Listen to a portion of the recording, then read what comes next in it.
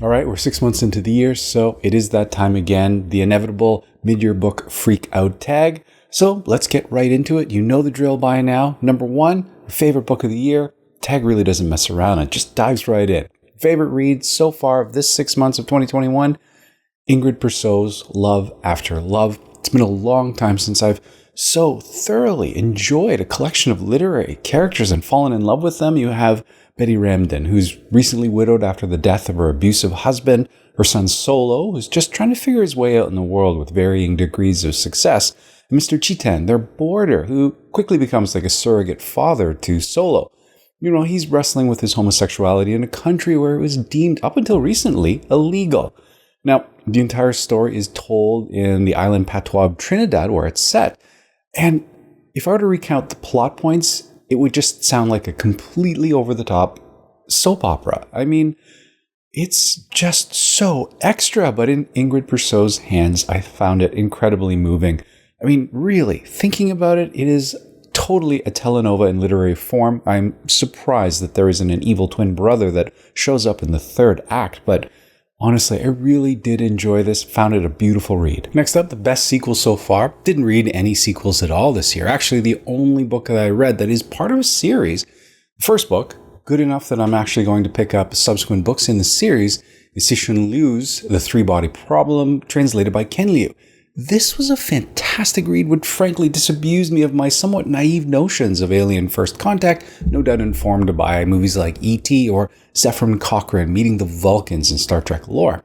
I mean, we've all seen how well the colonizers to a new world treat the indigenous population, and so to think that these technologically advanced aliens escaping a cataclysmic world would come here with open arms, Care Bears, and flowers is kind of naive.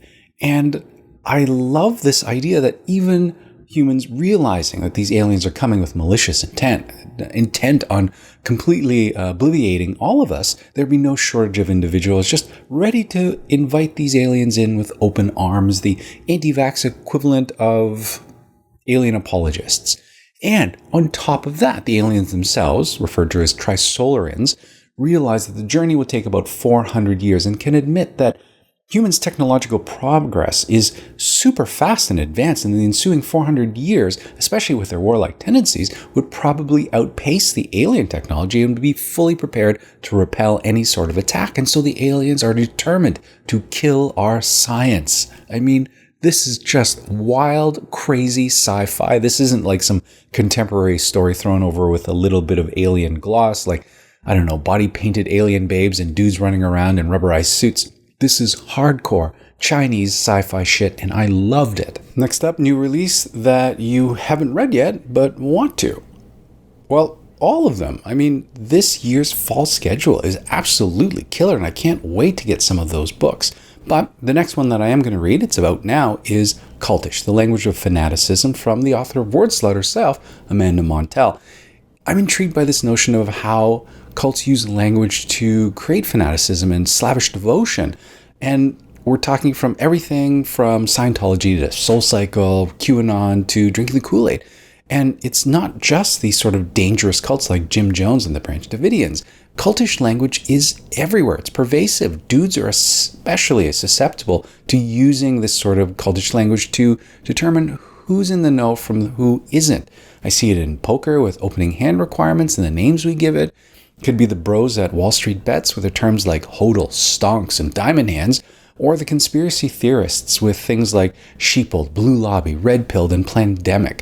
Anyway, can't wait to check this out, and I mean, I love the cover of this book too. Most exciting release coming out, I think that would be, for me, Cloud Cuckoo Land by Pulitzer Prize winning author Anthony Doerr. I absolutely loved All the Light He Cannot See, the last book that he wrote. I mean, 5-star, loved All the Night We Cannot See. And so I can't wait to see what he has in store next. This is a book that is set in 1453 in the Siege of Constantinople, the present-day library, as well as an interstellar rocket headed towards an exoplanet decades into the future. And all of it's tied together by this Greek novel around Aethon, who dreams of becoming a bird so he can fly to paradise. And I mean, this is a book dedicated to librarians then, now, and in the years to come. All of it sounds frankly, a little bit rich, but I'm confident that Anthony Doerr can pull this off. It's slated for release in September. Can't wait. Biggest disappointment so far this year, Patricia Lockwood's Priest Daddy was absolutely fantastic. It was a comedic memoir that was just pitch perfect, laugh out loud funny, loved it. And since then, I've been reading absolutely everything that she's put out there in the world, whether it's her and her mom raiding the red carpet at the Met Gala, or Lockwood talking about the early days where she was convinced she had contracted coronavirus. I mean, I wish it were the early aughts and Patricia Lockwood had a blog, because she would kill at this. So when I found out that the Queen of Twitter was releasing a new book that was leaning hard into social media, I couldn't have squeaked any louder. There was no way I wasn't going to pick up No One Is Talking About This. And the first half of the book is absolutely perfect, as expected.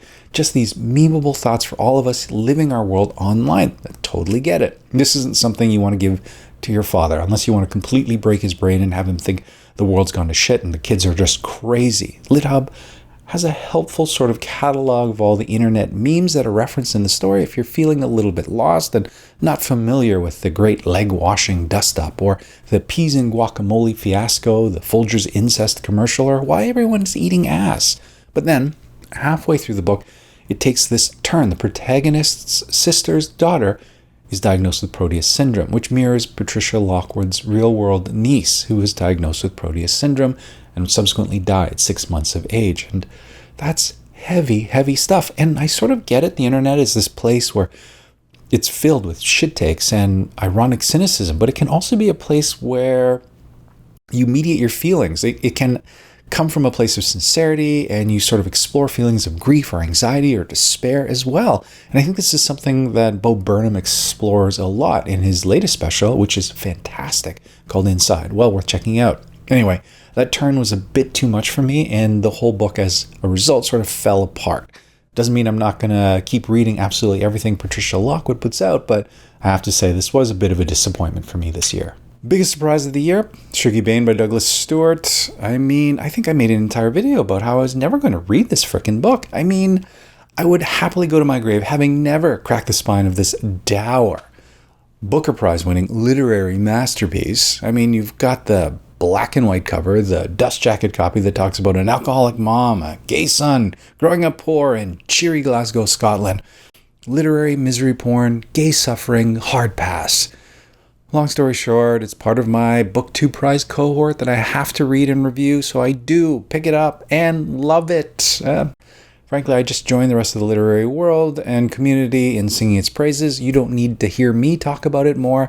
And frankly, at this point, if you haven't picked it up and read it by now, you're probably not going to. At a certain point, books reach this point of diminishing returns. They hit their peak hype-wise, and there's just no way they can live up to expectations. It's better that you just set it aside, leave it for a year or two, and then pick it up when all this furor dies down. But yeah, from a book I was determined never to read, surprise, really did enjoy it. New favorite author? Well, I did revisit a lot of books by authors I've read in the past. Emily St. John Mandel's Station 11 was fantastic, so I couldn't wait to pick up Glass Hotel. It was a little disjointed and all over the place, but I really did enjoy it.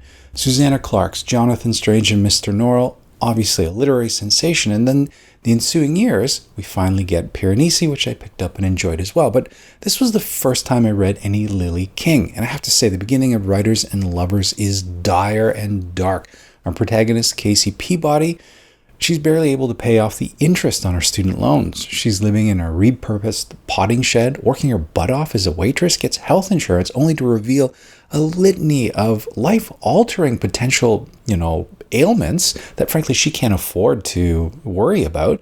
All the while she's writing, despite the people around her dismissing her entirely and wondering what possibly she could have to say at all. And so all of this sets it up so that when the successes come later on in the story, it feels much more meaningful. And I found myself cheering for Casey and being frankly moved by that. So much so that it felt a little manipulative, but I wasn't resentful. So I feel like that's a feat in and of itself. Anyway, I'm excited to check out some of Lily King's earlier work, including Euphoria, which I felt was all over the bookish internet when it was released back in 2014. So nice to be introduced to a new author that I can't wait to check more books out from.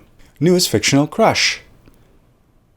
No man over the age of 40 is allowed to have a literary crush. That feels more than a little creepy. Next question. Favorite new character? Anna Tromidlove from Hench by Natalie Zena Walschautz. Anna lives in a world filled with superheroes and villains, and she's just a tiny cog in the villain gig economy. She's just looking to fill a role that fills up a traditional bad guy roster. You've got the camera crew set to film the dramatic hostage situation, the IT resources on hand to hack into the network feeds, the getaway driver should things go south, and Anna, behind the scenes, crunching the numbers, making it work. Now, in Anna's world, she gets a hold of this idea. She's this competent researcher and realizes that superheroes pose an incredible cost to the rest of the world. When her world's equivalent of Superman arrives on the scene, there's millions in property damage, countless productive hours lost by those caught in the crossfire, and frankly, his arrival is equivalent to a catastrophic earthquake. It is a bit of information that she can't let go of, and I find it interesting that one of my most favorite characters in literature this year is a tireless researcher, a snarky cynic, a competent manager, and a keen analyzer of social media. Anyway, the book itself as well is absolutely fantastic, and I highly recommend it. A book that made me cry. Well, Book Talk made me read it, despite the fact that there were countless teens out there crying, sobbing, weeping after having finished this book. Madeline Miller's The Song of Achilles did not, in fact, make me cry. Although, I love this book, I have to say, The Song of Achilles, as well as her follow-up, Circe, proves that Madeline Miller knows how to write one hell of an ending. Anyway, it was a great book, but it did not make me cry, nor did any of the books I read this year make me cry, or any books I've read in prior years make me cry. I guess I just don't cry reading a book, which is probably an emotional deficiency on my part, but it is what it is. A book that made you happy. Well, a lot of books made me happy this year. Any book that's a 4-star read or greater is cause for celebration, and this year is no shortage of 4+ star reads. And even better, no reading slump. So, knock on wood, I hope that continues. But I will have to say, C.L. Polk's The Midnight Bargain did make me happy. It is a straight-up romance novel, one that I absolutely enjoyed, which maybe shouldn't be much of a surprise, but I don't read a lot of romance novels. I picked it up as a result of it being part of the Canada Reads cohort this year, and once again, kudos to Canada Reads for always picking such a wonderfully diverse set of books. So, with a romance book, to fit within the genre, you assume it needs to end with happily ever after. And how do you create tension and stakes in a book where you know what's going to happen, how it's going to end? The meet cute, the warring interests, these are all beats to a predictable end. The challenge for a romance writer is to create that sort of tension that keeps you invested in the story. And I found that C.L. Polk did a fantastic job for this. Our protagonist, she needs to choose between her own fierce independence or true love, but one that means a curtailment of her freedoms and renders her nothing more than her world's equivalent of a 1950s housewife. Will she sacrifice her family's future and happiness for her own selfish desires? And so, Polk, working within the confines of the genre, manages to create this page-turner read that was hella fun to read. I really did enjoy reading this, and it was a book that made me happy. Beautiful book you've bought. Recently picked this up. Can't wait to dive in. It is World of Wonders by Amy Nzika-Matatle. This is a debut collection of essays that Barnes & Noble voted as its book of the year for 2020. If you even remember 2020. What is time anyway? Anyway, the cover, gorgeous. The interior illustrations are lovely, all rendered by one Fumi Nakamura. You can check out our latest collection online. It is called The Present is an Ever-Moving Shadow That Divides Yesterday from Tomorrow. Some beautiful, beautiful stuff there. Everything about this book is so well put together. Even the paper it's printed on is just gorgeous.